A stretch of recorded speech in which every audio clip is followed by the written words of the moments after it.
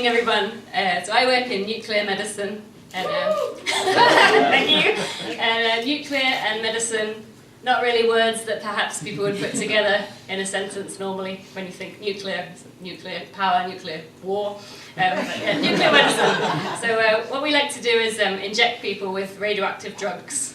And then we scan them on a big scanner to see what's happening, see where the drugs are going, and we can track the drugs because they give off radiation that we can use to form images. So that's what we do. And so we have this challenge of having to convince people that this is a completely normal thing to want to do. It's very, very safe. Whereas at the same time telling them that they have to use a special toilet because their wee is radioactive. And also they need to wash their hands very carefully because we don't want radioactive wee spread around the department. We don't want wee spread around the department, full stop. So one time I was asked to review a scan of a gentleman who had a very unusual pattern of uptake around the head on the scan. And we always ask people to go to the toilet before they have a scan because otherwise we have a really big radioactive bladder on the scan and it tends to get in the way. So we've gone to the toilet and washed his hands, but then perhaps not as carefully as you might have hoped. And then he'd run his fingers through his hair. So yes, we have that challenge, and then a lot of the time we get asked questions that can be slightly off the wall, but the standard one is, will I glow in the dark? So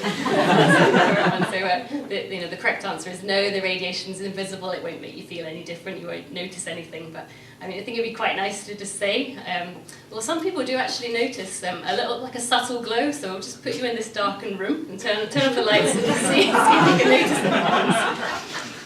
But I have been told that this counts as professional misconduct. So sometimes we inject people with radioactive cocaine. We like to do that.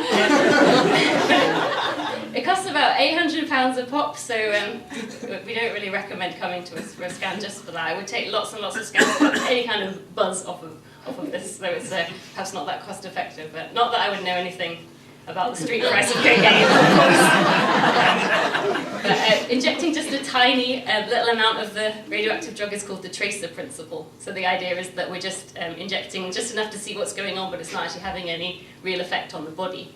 And the radioactive tracers were invented by a paranoid bloke called George in Manchester in the 1900s. He was convinced that his landlady was feeding him recycled dinners over and over again.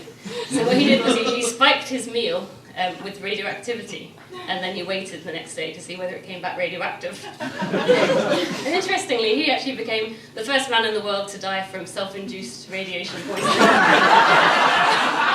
Not really. He actually won the Nobel Prize in 1943 for being a smart arse. And radioactive tracers went on to be used in medicine after that with great success. That's why we're here. So I'm doing a project that's about dementia imaging. So dementia is not a disease in itself, but it can be caused by lots of different diseases. Everyone will have heard of Alzheimer's disease. But what we're looking at is another disease called dementia with Lewy bodies, so Lewy body disease. So that's actually the second most common cause of dementia. So the Lewy bodies are like little abnormal proteins that disrupt the nerve pathways and cause all sorts of different symptoms.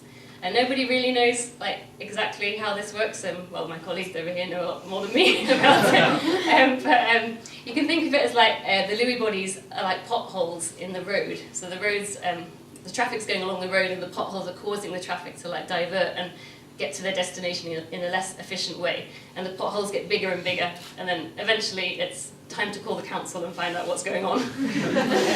So one of the first symptoms of Lewy body disease is when you start acting out your dreams in your sleep. So normally we all have a switch in our brain, and that gets activated when we go to sleep, and that means that we lie pretty much still.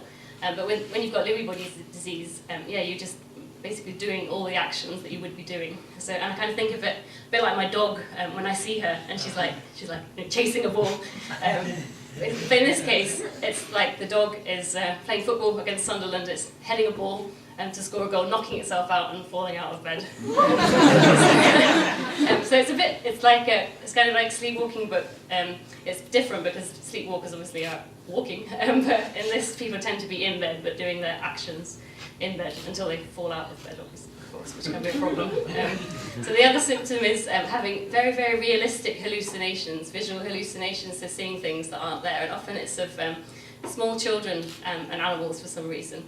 So we had one gentleman who liked bird watching and looking at birds in the garden, but then it turned out that no one else in the family could see these birds. Just him. So the solution that his family came about to stop him being distressed and questioning this was to put out bird food for the birds and then take away the bird food.